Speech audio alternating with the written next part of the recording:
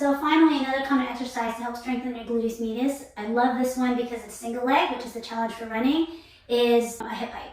The key is that you're using that same gluteus medius muscle to prevent your hip from dropping or the knee from rolling inward. So what you can do is stand on the edge of a platform on your affected side. Find that muscle once again, just like we did in the clamshell exercise. If you haven't seen that one, go back to it. And then you're gonna lower yourself down towards the ground and then hike your hip back up. Now it seems like I'm using this leg, but this is just the side that's doing all the big movement. I'm actually using my right hip to let my side drop to the floor and using that same muscle to bring my body back up to level to the platform.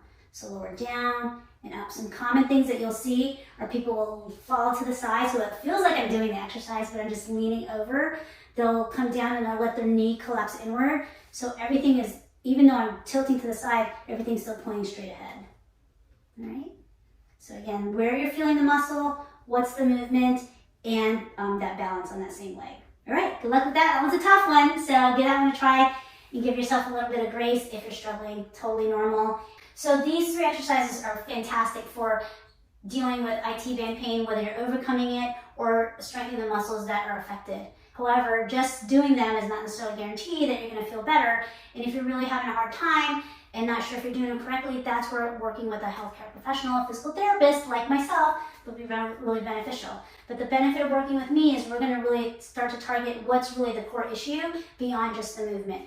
Maybe it's a form issue, maybe it's some of the other things that you do in everyday life, the way that you're sitting. Those are all things that a lot of times other healthcare practitioners won't address.